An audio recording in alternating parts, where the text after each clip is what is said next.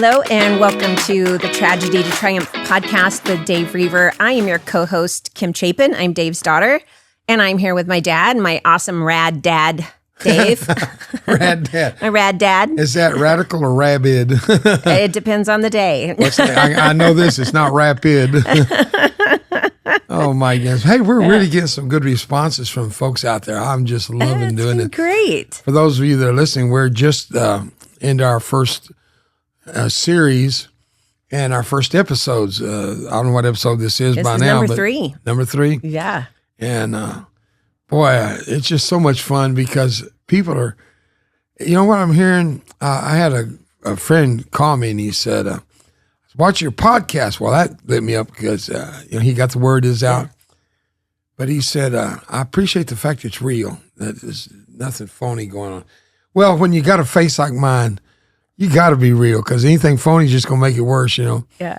So I promise you this, and you look right in my eyeballs for you that are on YouTube watching. I promise you, I'll be straight up with you. I'm not going to pull the wool over your eyes.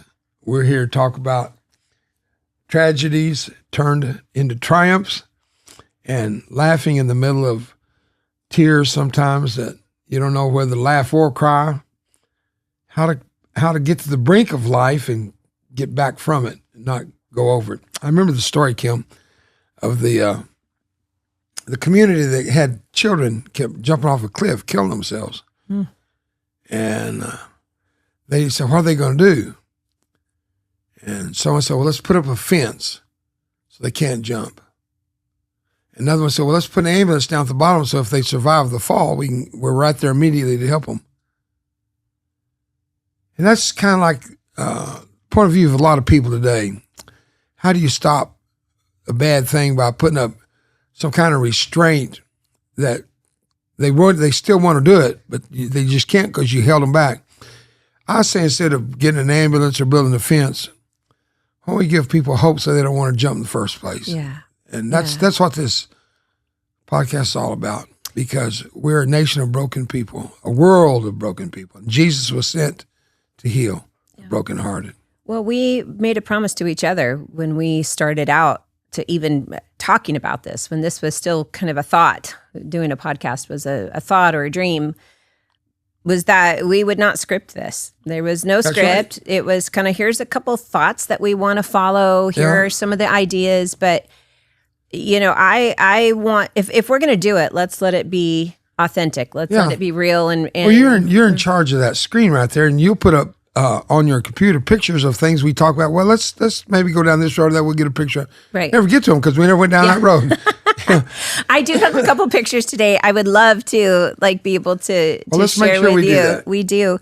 I think it's, you go with an idea or a theme, and we had talked about a story today, and about a pastor who you were out and about with, and you went to a bank.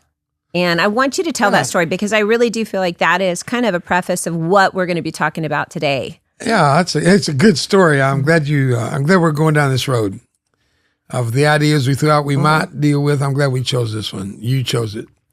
By the way, I'm going to say this too, Kim. Thanks for being a part of this with you bring to the table a lot. You're a very intelligent woman. You know how to interview, and you've never done it professionally, but you're doing it better than a professor of such an art.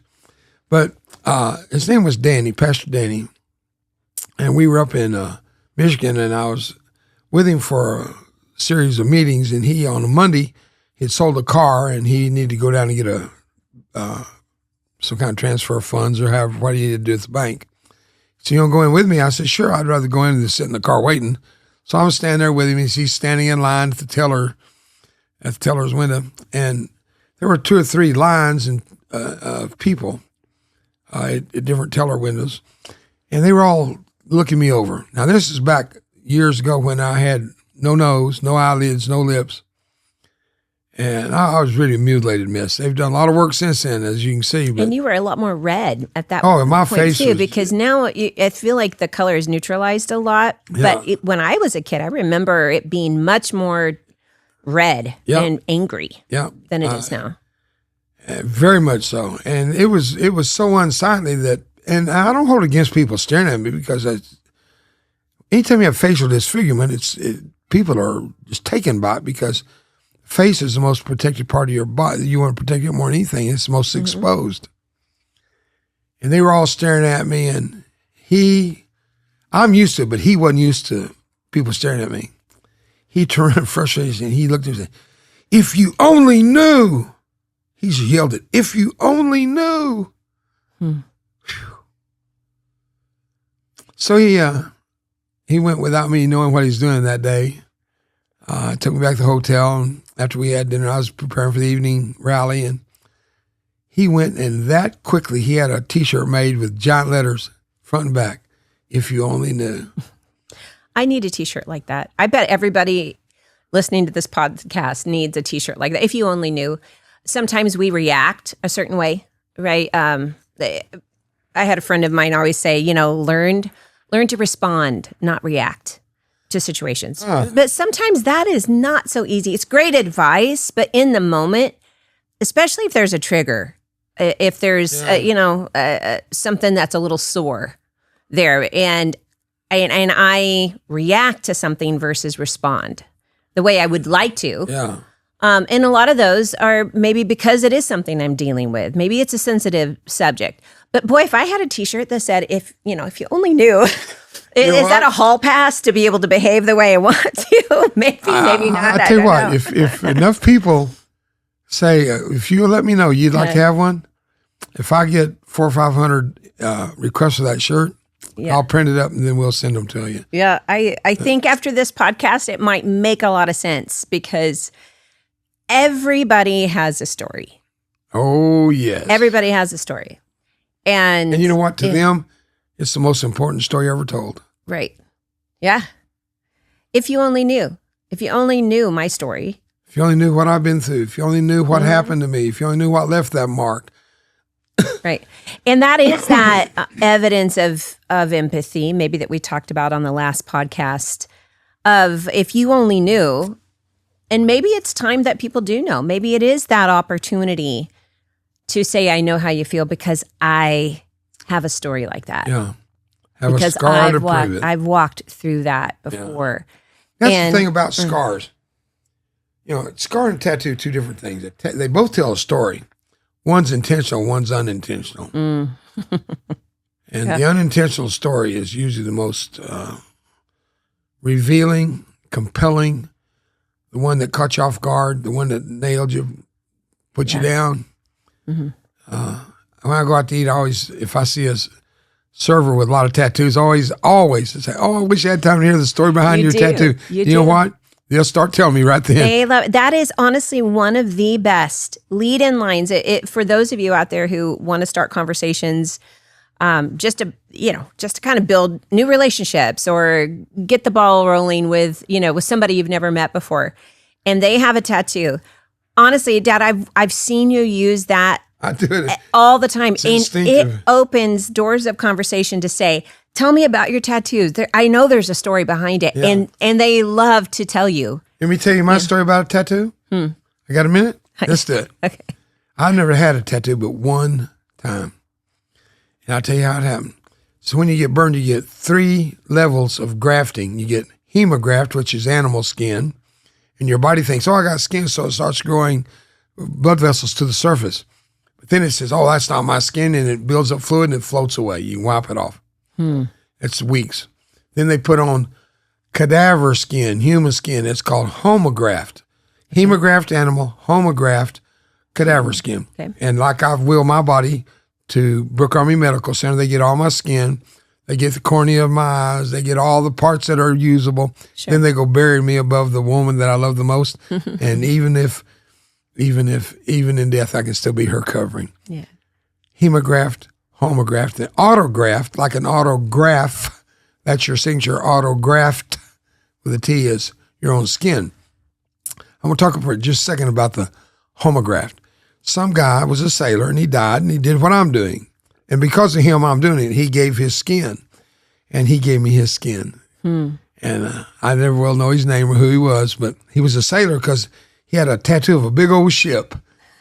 And I was in surgery number 13, or whatever number it was. I think it was. Probably was 13. That's a very unlucky surgery. They had me down. They put his skin on me. And they took his tattoo, that big old ship. It was just beautiful, sails and everything. Put it right on my face. Oh, they Dad. knew it wasn't going to grow. But so they wake me up from surgery, set me up, and they hand me a mirror and said, look here. And I looked at it. I've got a ship, a big old ship. Oh, my Man, goodness. it's right there. And they said, what do you think of that, Dave? I said, holy cow, I'm ship-faced. With a P. With a P. I am so glad you clarified that. They said, Reaver will never get one up on you. I said, no, you won't, Doc. Goodness. But, scars tell stories. Yeah. Tattoos tell stories. But my scars have been my biggest asset. I can go to a public school and the first kids line up in front of me. They got earrings in their lips, nose, eye. Look like they fell face first into a tackle box. And they're looking at me and saying, you know how I feel. I said, oh, Lord, he's tongue-tattooed. Then they not tongue-tattooed. He got a big old screw of some kind through his tongue. He can't hardly talk like it. They talk to me because they know that I know how they feel. Yeah. You see, everybody gets hurt. That's not the question. You're right, Kimmy. Everybody's got a story. Everybody gets hurt. The question in life is, when you get hurt, how are you going to deal with it? Mm-hmm.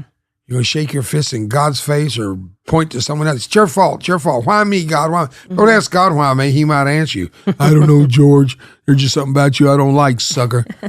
But I'm telling you, I wouldn't trade my scars for all the money in the world, Kim. Yeah. I mean, I've lived long enough and lived with them long enough to say the biggest asset I've ever had is these scars, because people look at me and they say, you got hurt. And I say, yeah, just like you. Yeah. How'd you get over it, Dave? My answer is your answer. All things are possible through Christ who strengthens. Yeah, yeah. I love when you start your high school assembly presentation, and tell them you walk up and you take the mic, and I will say this: you have a captive audience right off the bat. Oh, they take one look at me; they're leaning forward. Students are leaning forward; they're anticipating hearing what you have to say. And you'll walk up, and it depends on which line you use, but most of the time you'll say, you're looking at me and I'm looking at you. And, you have scars, or I have scars, you have pimples, we're even.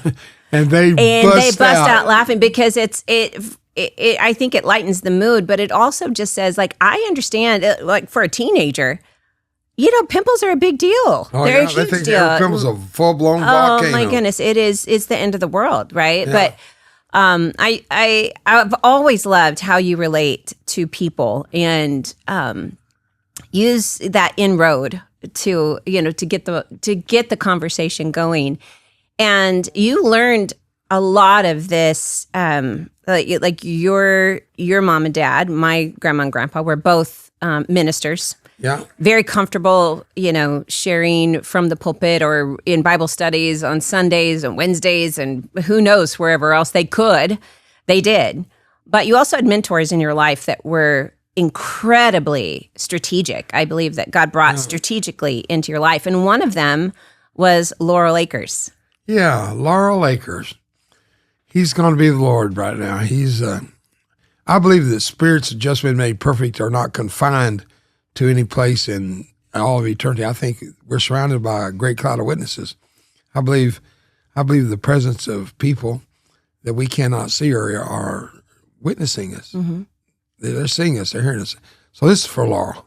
It's in the story's in the book Scarred. It is, yeah. In fact, I have a copy of the book right here. This is on our website. So if for people who pop it up on screen, so I sure can. Let me get back to it though. Hold on just a second. Scarred is on our webpage. If you go to daveroever.org and you go to the story there, this is Dave's testimony. It's the autobiography of my life. Yeah. And right before we started on this podcast, I was just, flipping through it, and I landed on chapter 21, and it says, Laurel was wrong, wasn't he? And I thought, oh my goodness, I mean, how cool to have that chapter just be the one that pops up. But as instrumental as he was in your life, he challenged you in a way that nobody else really has ever been able to do. A little history behind it. I was 12 years old when I went to youth camp. He was in charge of a youth program throughout South Texas, had thousands of kids come through his youth camp program. So I was 12 years old when I came to his first one. And I just volunteered to do everything I could to be a help. I don't know why. I mean, 12-year-old boys don't have a tendency to offer to help, but I did. And I said, I'll pick up trash if you like, and I can empty all the garbage cans for you. I've always had a garbage can ministry. The one nobody else wanted, the one that was full of opportunities people didn't make enough money to do, so they threw it away, and that's the ones I picked up. And I was picking up garbage for him. But it impressed him. I wasn't trying to impress him. I just wanted to be a help. I wanted to have some value to be there. And he said to my dad after that week of camp, he said, Mr. Roever, if you'll let me, I'll mentor your son. If you'll let me work him all summer long, 3 months every year, June, July, and August. Let me have him, and I'll mentor him. And my dad knew him well because that's why I was at that camp. He knew that I could be trusted into his care. 13-year, 14-year, 15-year-old, 16, 17, 18, 19. Wow. Every year. And I went from picking up garbage to driving he always drove, he was single, he always had a lot of money. And that says a lot about marriage, doesn't it? And he'd buy the fanciest sports cars, man. He had an Oldsmobile Starfire, Spitfire, Star. Anyway, beautiful, beautiful car. But I'd drive that and I'd go get some supplies or whatever. I became his right-hand man.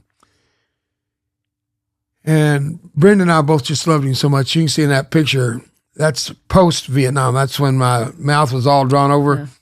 Yeah. And I wear these shaded glasses so you can't see my eyes. Even to this day, I'm still very broken. I don't like people look at me. So I wear glasses so they can't see my eyes. If they can see them, but they can't define it. Mm-hmm. And hair was just doing great. Everything's wonderful. Serving the Lord, serving Laurel. Then I get married and I end up going to war. I took this terrible injury, come back. I'm in the hospital a year and 2 months. The first day there, who's sitting there with my wife, Brenda, my little teenage wife, but Laurel Akers. When I woke up that day, came out of my, I guess they call it medically induced coma. When I came out of it, he was there with Brenda. Wow. He ended up serving on my executive board of directors till the day he died just a few years ago. We still have an empty chair. Every board meeting, I'll make sure there's an empty chair. It's for him. That day so impressed me that he would be there. My esteem of the man was through the roof, and I always wanted to be like him, wanted to be like Laurel. So I come back out of the hospital after being in there for a year and 2 months, and I was able to secure a little mobile home for my wife and I to live in. I couldn't go buy real estate, so I bought a mobile home, parked it on about 2 or 3 acres of my in-laws' piece of property out in the country. And one day I heard a knock on the door. And I went to the door. Now, I only had one eye, one ear, and that, in that piece you can see this piece of a nostril. And it was all pulled over. That's why it looked so flat, because it was all pulled over. I only had one nostril. Yeah. And he's knocking on the door. I said, Laurel, good grief, man. Come in here. He said, before he even stepped in the house, he said, Dave, I'm not leaving here till you consent to be my associate pastor at Glad Tidings Church in Houston, Texas. I heard him. I heard what he said. I said, wow, cool. Where's your baggage? He said, what do you mean? Your luggage. Come on in. You got luggage? I said, because you get the front bedroom because you're going to live here, because if you're not leaving until I consent, I'm never going to consent, so you're going to live here. That's exactly what I told him. Yeah. And he stayed all day and spent the night. Next morning, after God got through talking to me, he got through talking to me, I consented to be his associate pastor. So we moved, and I bought a nice travel trailer. We moved to Houston. And we continued to work in ministry for him at no cost. I was retired medically, and people started calling and saying, Dave, can you come share your story at our church? And after doing 2 or 3 of those, next thing I know, man, everybody in the country's calling me to come speak. Word was out. It just went everywhere. And I was not able to be a very good associate pastor when I'm preaching every Sunday somewhere else, and Wednesday and Sunday night, and Friday night rallies, and Saturday night crusades. And one day I was sitting at his table with him, had a cup of coffee, and table actually just about this size, a little bit smaller. And I took a sip, and I sat down. He's sitting just like you are looking at me. He said, you know, when the war in Vietnam is over, your ministry will be over. Now let that settle in just a second. That was the most offensive thing anybody ever said to me. Here I'm thinking I'm going to be a minister, and he's telling me that my ministry is contingent on the extracurricular activity of a war on the other side of the planet that hurt me, damaged me, burned me, shot me, mutilated me, burned me up, halfway destroyed me. And when that war is over, my ministry is over. It made me so angry. I jumped up, the chair flopped back at a 45-degree angle, laying up against the wall. I walked out the door and didn't bother to shut it. Never said a word to him. Went out and told Brenda, because our travel trailer was parked right there by him. I said, baby, start packing up stuff. We're leaving. She said, where are we going? I said, we're leaving. I said, we're going to travel in this travel trailer. We're going to do what people have asked us to do. I'm never coming back here. I didn't tell her why, but she knew something happened in that house when he said, when the war in Vietnam is over, your ministry will be over. So I went about my way for 5 years, Kimberly. You were born. You came along. You were part of my life at that point. Your brother born before you. We're all on the road together. I started traveling in that motorhome, well, in the trailer, Airstream trailer at that point. I was 2 weeks old. 2 weeks old. When I started full-time in ministry as a 2-week-old baby. That's right. That's exactly right. And so at the end of 5 years, I was coming out of Louisiana through Houston, headed toward Dallas-Fort Worth, where we were building a home. And I was in Houston. There's an exit that goes to whatever the highway is that goes to Austin, out of the Austin Highway out of North Houston. And his church was over there on at that exit. I took the exit. Brenda said, baby, we just filled up. We don't have to exit. I never said a word. I wasn't about to speak. She said, sweetheart, what are you doing? She looked up. Well, we didn't have cell phones then. Yeah. There's a big AT&T phone booth. And she said, the phone. You're calling Laurel. You're calling Laurel. Na, na, na, na, na. And I was so humiliated. I didn't say a word. Stopped, got out, went and made the call. Here's how it went. The phone rang. He answered. I said, Laurel. I said his name, and that's the only word I spoke. He said, Dave. He recognized my voice. Where are you? I said, I'm at the exit to your church. He said, are you coming by? I said, you got a minute, Laurel? I got all the time in the world, Dave. Come on. I drove over. It's about a 10-minute drive to park. And when I parked and got out of the car, I walked up. The door was standing open, just like I left it. I walked in. The chair was sitting at a 45-degree angle. Cup of coffee, halfway drank, sitting on the table. He's sitting across from it with his coffee cup, like I'd never left. I sat down and I said, Laurel, I'm sorry. He said, you are undoubtedly the hard-headedest man I've ever met in my life. Why are you sorry, Dave? I said, because I didn't realize you put our friendship on the line. After all the years we've known each other, you put everything on the line to get through to me. Don't build your ministry on your experience in Vietnam, because if you do, when the war's over, your ministry will be over. I said, you backed me into a corner, and he said, it's exactly what I wanted to do, because I knew if I get you coming out swinging, you'd build your ministry on the solid rock, Jesus Christ, not on the shifting sand of Dave Roever. To be more than a story. We were just talking about everyone has a story, but it's easy to become your story. I feel like it's easy to blend into that and become. And if it's a sad story, you become the sad story.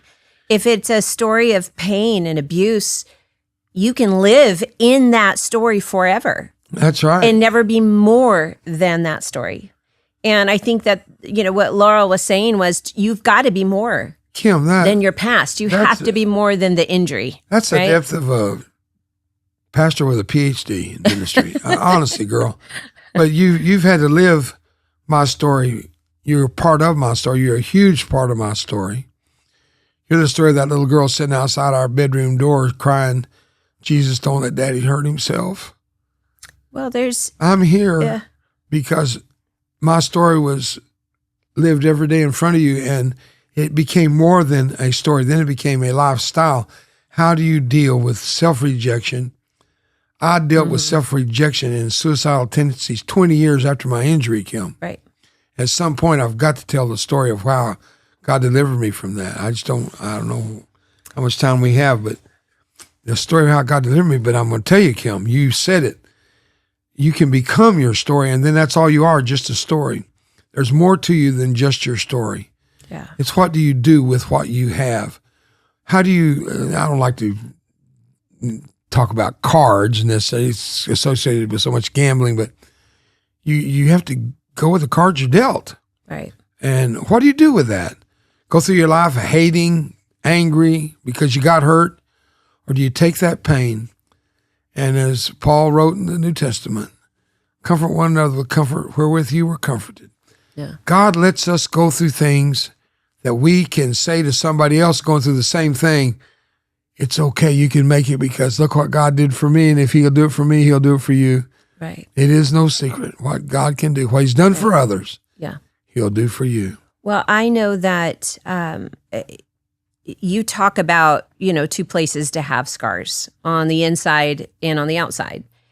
And how that, it's, you could look at me, I don't have any visible scars on the outside of me, yet I'll carry a wound in my heart, in my spirit, that is invisible to the naked eye, but yet I, again, like I said earlier, might react a certain way that gives evidence to the fact that I have been hurt. That's obvious, right? Wow, the way that she reacted to that. Now that's it. Right. That's the point. That shows there's evidence there. Yeah.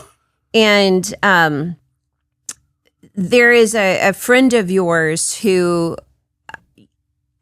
showed the outward evidence of brokenness, Robbie Reisner, a man who was devastatingly injured in Vietnam. And I'd like for you to share a story because he was the one who pinned you with your Purple Heart years after, which I want to kind of share that whole thought. But you can have broken hearts and Purple Hearts. They're very different, yet the same. And I know that there are places to have scars that are, so well hidden until you react to them. Yeah, when you fly off the handle because you know who said, whose name in your presence. And, well, after him, well, that's a scar.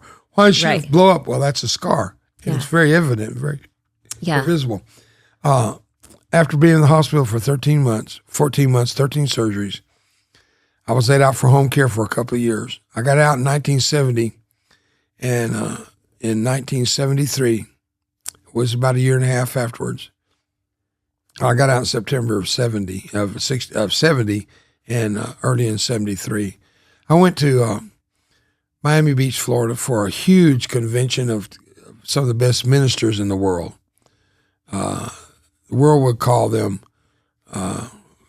encouraging speakers or whatever that term is. Mm-hmm. And I went to hear them preach because I hadn't been able to go to church or anything. I did scaring people. I'd go speak at a church, but I would never attend as a parishioner. I'd speak. I could speak, no problem, but don't let me sit there, people with other people right near me. I couldn't do it. So I went, and your mom and I were very, very young. I got there. It was expected attendance 30,000 people. Wow, that's a and big they all conference. showed up. Yeah, it was a big conference. And I remember we walked in. I said, "Let's go to the balcony where there's nobody up there," because I just couldn't stand people being around me. So we went to the balcony, back row in the middle of it. So to get to me, you had to go to the farthest point in that entire auditorium to be seated. I knew I'm safe here. Nobody had ever come up here. And I heard some of the greatest ministers, man, they rung the bell for me. Oh, Lord, it's wonderful. And the crowd kept getting bigger and bigger as the day went along, and more speakers and more people. And the closing night, the main speaker got up and spoke. Boy, he rung everybody's bell. It was just wonderful. But the crowd kept getting closer and closer. Next thing I know, they're coming down my aisle. Wow. They're going to be sitting next to me. I'm under the dimmest light in the back row, the farthest point, and people now are up against me on the left side. Your mama was on my right side. And then people on her side. They got through speaking, and the guy said, now we have an unannounced speaker at the last minute, and we want him to introduce himself. And out walked the guy from stage left in full dress, blue Air Force uniform, Robinson Reisner. He was a colonel, United States Air Force. He retired as a 2-star later, and I'll get to that in a minute. He walks out. And as he's walking out, I leaned over. Now, you got to remember, I had one eye, left eye, piece of a left nostril, and pieces of lips on the left side. This side, blown to pieces. Smooth skin, no hair, no ear, no eyelid. My eye was sewn up. And he's walking out. I said, baby, look, that guy, he's in pain. She said to me, how do you know? I said, because he walks like I do. Yeah. Because every step was a jarring to the body and hurt. Yeah. And he told the story how, here's how it went. My name is Colonel Robinson Reisner. I was a prisoner of war in what was commonly called the Hanoi Hilton, officially known as the Wallow Prison. I was there for 7 years, and 4.5 of those years I was in solitary confinement. The only face I saw was the man that would beat me with a lead pipe on my head and Good night. Tortured me. And he said, I'd hear men screaming. I'd start praying, oh, God, help them, help them. When I prayed, they quit screaming. When I quit praying, they'd start screaming. Then I realized I'm the one screaming and I'm the one praying. He was praying for himself. Yeah. He talked about how they'd give him razor blades to take his life, and he just wouldn't do it, wouldn't cave. And then he talked about how they tied ropes around the shoulders, pulled them together in his back, and put a stick in the ropes. And they would twist that stick until it pulled his shoulders to the point it burst open his chest under his skin. The screaming torture. I'm standing, and I look over. Brenda's pulling on my car. I said, why are you standing? Why do I tell her? I said, there's an officer on deck. In the Navy, if the officer comes in, you have to stand up. She said, what? I knew she would understand. I said, baby, when an officer's in the presence, she stands. She said, why are you standing? I said, I'm standing because I can't sit in the presence of a hero. I stood while he finished his entire story. I looked at her and I said, I'm going to go down and I'm going to meet him. She said, Davy, please, baby, don't do it, Davy. Don't go. You'll embarrass yourself and you'll cause a lot of people to be distracted. Don't go. I said, I have to go. I got to thank him. She said, there's 30,000. You can't get through these people. I said, a man with one eye, one ear, and one nostril get through this crowd. And I did. As I walked through there, man, they separated hither and thither. I felt like Moses. My people. Walk through on dry land. I got up to the stage, and it was as high as the ceiling of this podcast studio. It went anyway up there. There were a sea of blue sheets or curtains on each side of the stage. No visible way up. There were no stairs or anything. But I said, they got up there somehow, so there's got to be stairs in the back. So I parted the sea of blue curtains. So I walked through those curtains back there and popped out in the backstage, and there was a staircase up. Had a little rope hanging on it. It's kind of a purple rope with golden ends hanging on golden stands. And a little note that said, none shall pass. Actually, it said do not enter, but none shall pass sounds so much better. Sound good, yeah. I thought one shall pass. One will. I unhooked the rope. I thought, I've come 1,200 miles, spent $600 to get here. I've been shot at, blown up by a hand grenade, burned, had the sheet pulled on me twice, pronounced me dead 2 times, even though I wasn't dead. But I have no afterlife story, so don't get excited. And this little rope says, do not enter. Are you kidding me? I've had worse, so I unhooked it. Yeah. I walked up the steps, but at the top of the stairs, 2 guys went with me. They had a little badge on and said, staff. You got to be quick. I tapped one of them right on that badge. I said, I'm sorry about your infection. He looked at me. Then it dawned on me, staph infection. He laughed, high-fived his buddy, and when they were high-fiving, I shot right past them. Yeah. This time it wasn't a blue curtain. It was a thick red curtain. I parted it, and I stepped out in front of 30,000 people. Everything came to a screeching halt. Nobody spoke, gasped. People saw me on that moment on that stage with one eye, one ear, one nostril. Everybody took a step back, covering their mouth. I could hear Jesus, Jesus. I don't know if he's cussing or praying. Yeah. Everybody took a step back except one guy who did not step back. He stepped up. You guessed it. Robbie Reisner. Colonel Reisner standing there. I stepped in front of him, extended my hand, and he took my hand, but my hand doesn't straighten out, and I'll show it to the viewers. This is the best I can do with my hand.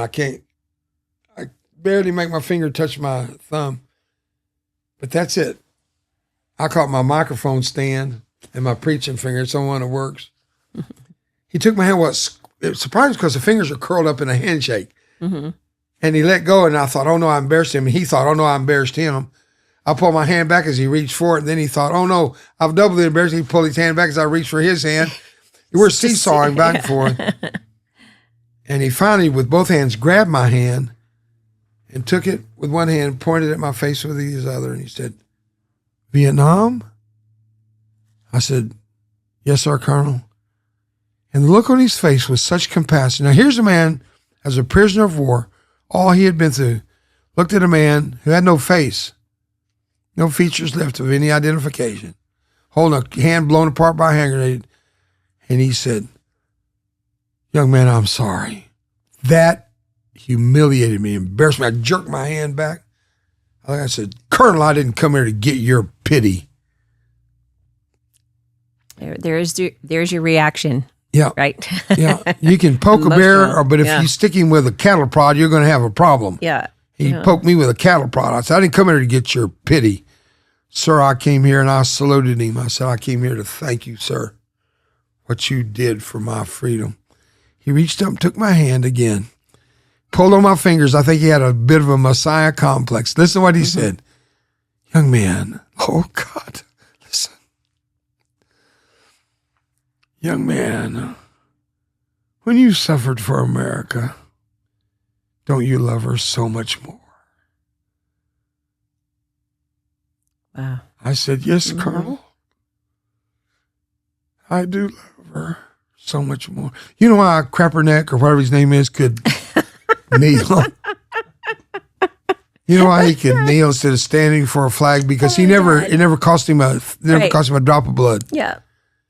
You know why those idiots could make fun of America? Because it never cost them anything to be free. Yeah. You know why people in Minnesota can rip off those Somalians, ripping off billions of dollars because they never shed one drop of blood for their freedom. There is no such thing as freedom. It costs more than we ever dreamed.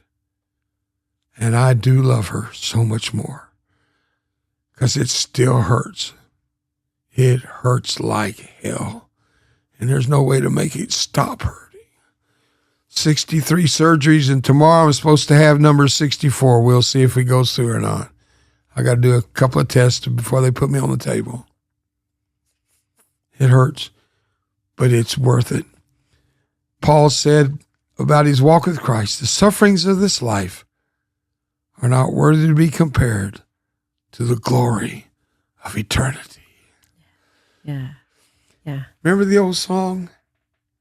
It will be worth it all when we see Jesus. When we see Jesus. Don't you hope that Jesus said to his dad, when you've suffered for him, don't you love him so much more? Kimberly. Dad, don't you love him so much more? I know that suffering does. It bonds you to that. Not that I'm a psychologist or a counselor, but I know there are phrases of trauma bonds. Yeah. And I think those have really been looked at negatively, that it's a bad thing. But there are instances when we look at trauma in our lives of what we've walked through, and when we've gotten on the other side, and we can lean on the grace and the goodness of God because we have such a good Father. There's such a great dad, our Heavenly Father, who loves us so much. And when we have bonded with him through our trauma, and that bond now has our greatest adversity has now become our greatest adhesive to our walk with Christ, right? The worst thing that we've walked through and that we've suffered, when we have completely surrendered that to Christ, and we can look at it and go, now I have this bond with God that I've never had in my life. I've never walked closer with him. I've never experienced such a close relationship that I have with my Heavenly Father now that I have surrendered that to him. And you've always said, like, if I can't get over it, I'm going to find a way to get through it. That's exactly right. The beauty of our walk with Christ, and the trauma and the things that we walk through when we give it to God, don't we love him so much more and know that he loves us so much more?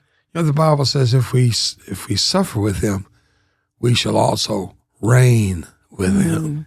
Mm-hmm. Kim, yeah, you're a great little preacher. that